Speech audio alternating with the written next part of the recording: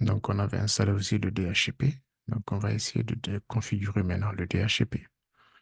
Pour le faire, on clique sur DHCP, on fait clic droit, gestionnaire DHCP. D'accord?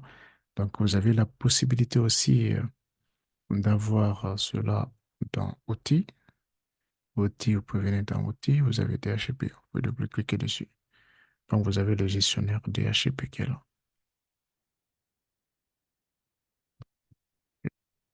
Donc, ici, nous avons notre serveur. On fait un déroule juste avec la petite flèche qui est là. Ensuite, on vient sur IPv4. OK? Donc, qu'est-ce qu'on peut faire ici? Et des fois, vous pouvez trouver que le serveur n'est pas allumé. Donc, on peut trouver qu'au lieu d'avoir vert ici, la couleur verte ici, vous allez avoir rose. D'accord? Pour ça, vous faites clic droit dessus, vous l'allumez. D'accord? Et ici, pour nous, on n'a pas ce problème. Donc, vous avez la possibilité aussi d'allumer votre serveur en cliquant dessus, en venant dans toutes les tâches. Vous pouvez arrêter votre serveur, mettre en pause ou redémarrer. C'est-à-dire, on peut le redémarrer ou mettre en pause sans que notre serveur même ne soit éteint. D'accord? On a la possibilité de mettre en arrêt notre DHCP, donc individuellement de notre serveur. Donc ici, on peut le trouver aussi tout en bas. Vous l'avez souvent ici. Si vous le perdez, vous regardez sur la barre des tâches. Vous pouvez le voir. Donc pour créer, on a dit le DHCP, qu'est-ce qu'il fait? Il fait une configuration dynamique, automatique, d'accord? Des adresses IP aux différents équipements qui se trouvent dans notre réseau. Donc, ces équipements-là peuvent être des ordinateurs, des imprimantes ou des téléphones. Donc, il va les configurer automatiquement avec les adresses IP.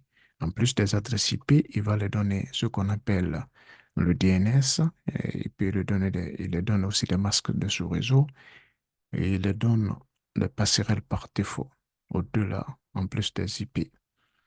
D'accord? Donc, il fait la configuration globale des adresses IP en plus d'autres paramètres. OK?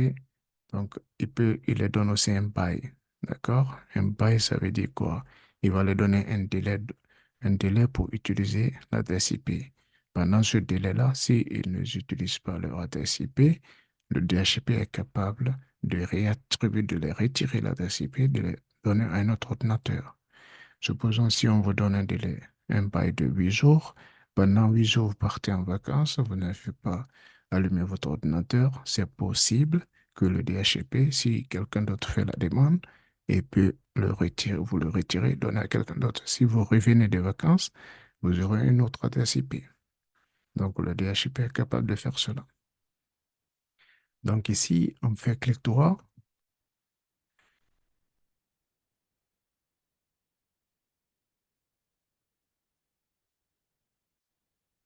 on va mettre en place notre DHCP.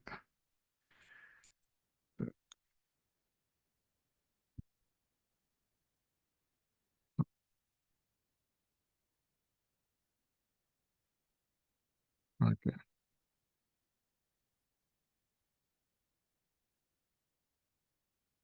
Donc on va faire un clic droit sur IPv4. On va créer une nouvelle étendue. Donc, l'assistant de nouvelle étendue est là. On clique sur suivant. On donne un nom à notre étendue. Étendue et hello. Description, on peut mettre des descriptions, le nom de l'entreprise ou pour quelqu'un d'autre qui va venir pour l'informer de ce que vous avez fait de l'étendue là. On fait suivant. Donc, on va donner une pool d'adresses, d'accord? C'est-à-dire un intervalle d'adresses qu'on veut qu'il octroie aux différents équipements. Donc ça, on prend, on va aller sur la classe C. Donc je vais aller sur 10, 10 jusqu'à 192, 168, 1. Je vais prendre 100 ordinateurs. Donc dans l'intervalle, bon, c'est pas 100 ici, on aura 90. Donc de 10 à 100. OK? On ça, c'est la longueur de la classe C. On a slash 24. On a est associé au masque 255.255.0. On clique sur suivant. Ici, nous avons la possibilité de faire une exclusion ici. D'accord? C'est-à-dire si on veut exclure certains IP, par exemple l'IP de mon serveur, qui est 192.168.1.80, je peux l'ajouter. D'accord? Je ne veux pas que le DHCP octroie ça aux machines. Donc, je l'ajoute. Donc, l'IP qu'on exclut ici doit être dans notre plage d'adresse qu'on a sélectionnée. S'il n'est pas dans ça, ça ne va pas fonctionner. Donc, on clique là. Supposons que j'essaie de faire 192, 168, 1 par exemple. T'as vu, je ne peux pas parce que la plage que j'ai pris, c'était entre 10 et 100. Donc, quand j'essaie de prendre 192, 168, 1.1, ça ne va pas fonctionner. Je clique sur OK, j'enlève ça. OK. Maintenant, je peux prendre aussi euh, une plage. Tu as déjà pris une seule adresse ici. Je peux prendre des pôles d'adresse. OK? Je peux dire par exemple, commençant de 15 jusqu'à 192. Point, par exemple, 20.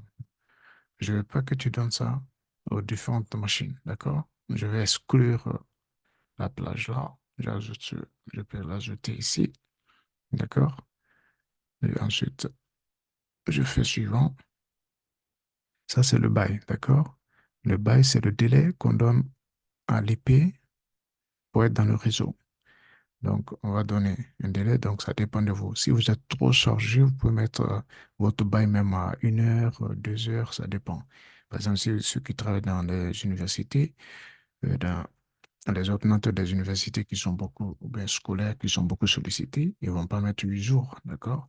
Ils vont souvent mettre quelques heures pour pouvoir utiliser les IP. Et si vous n'utilisez pas votre ordinateur pendant ce délai, c'est possible que on donne ça à quelqu'un d'autre. D'accord? Et sinon, vous pouvez retrouver les mêmes adresses aussi, c'est possible, si l'adresse IP n'a pas été sollicitée. Donc, on va le laisser par défaut. On clique sur suivant. Ensuite, je clique sur suivant. Là, on demande le routeur, la passerelle par défaut. La passerelle par défaut nous permet de sortir de notre réseau local pour aller contacter d'autres ordinateurs. D'accord? Donc ici, on va mettre ici pour le TP, c'est le. Donc la passerelle, c'est l'adresse de notre routeur. D'accord? On va le renseigner ici. On clique sur. J'ai pris la passerelle de ma machine physique. Je clique sur Ajouter. Suivant. Donc ici, il a pris automatiquement mon IP, l'IP de serveur. Je clique sur Suivant. Wins, je ne m'en occupe pas. Suivant. Suivant est terminé. D'accord? J'ai mes pools d'adresses qui sont là.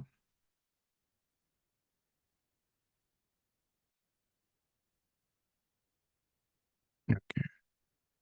Je clique dessus. Le pool d'adresses que j'ai créé tout à l'heure, de 10 à 100, et j'ai exclu l'IP de mon serveur. Ensuite, j'ai exclu de 15 à 20. OK? Et vous avez ici ce qu'on appelle les bouts d'adresse. Les bouts d'adresse, quand on met des machines dans notre domaine, c'est ici on peut voir les différentes machines, les adresses qui occupent ces machines-là, c'est-à-dire les Windows ou d'autres équipements. La réservation, c'est possible de faire une réservation, d'accord? On peut dire au DHCP, donc telle adresse, je le réserve. Donc, quand il attribue une adresse IP, par exemple, pour mon imprimante, par exemple, je peux réserver l'adresse là. Je ne veux pas qu'il donne, que l'adresse la change. OK? Pour ça, je peux cliquer ici, clic droit sur réservation, nouvelle réservation. Je vais donner un nom. Je peux dire imprimante. Imprimante, ensuite, là, je vais donner, par exemple, dans la place d'adresse que nous avons, je peux donner, par exemple, 25. 25, ici, je vais aller chercher l'adresse MAC de l'imprimante. OK? Je vais aller sur l'imprimante, je prends l'adresse MAC, je le colle ici. Je donne une petite description et je vais cocher DHCP. OK? Ici, BootTP faisait le même rôle que DHCP, mais il avait ses limites. Par exemple, BootTP ne pouvait pas donner des bails, d'accord? Et avait du mal à récupérer les adresses IP qu'on n'utilisait pas. Donc, et pour d'autres paramètres, il n'était pas aussi top, d'accord? Donc, le DHCP est capable de donner d'autres configurations. Ensuite, les adresses qu'on n'utilise pas, il peut les récupérer. Et BootTP, euh, le DHCP est un peu plus intelligent que le BootTP parce qu'il reconnaît, au lieu de faire des doublons d'adresses IP, il connaît les adresses IP qu'il a déjà attribuées aux différentes machines. Donc, il ne va pas répéter les mêmes adresses. D'accord? Et BootTP avait souvent ces problèmes-là. Donc, on pouvait avoir des conflits d'adressage. Donc, c'est pourquoi le DHCP a remplacé le BootTP. Donc, ici, on ne va pas le faire parce qu'on n'a pas l'adresse MAC ici. Donc, si vous voulez faire ça, vous pouvez aller chercher l'adresse MAC.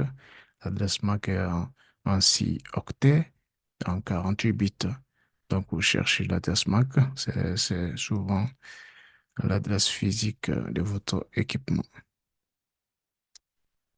Donc, en gros, c'est ce qu'il fallait faire. Maintenant, pour tester maintenant si tout fonctionne bien, on va essayer de mettre en place euh, une machine, d'accord? On va créer un Windows 10 qui va nous permettre de voir si notre DHCP fonctionne correctement. Est-ce qu'il attribue automatiquement les adresses IP à cette machine? Donc, pour une prochaine vidéo, je vais vous montrer comment faire cela.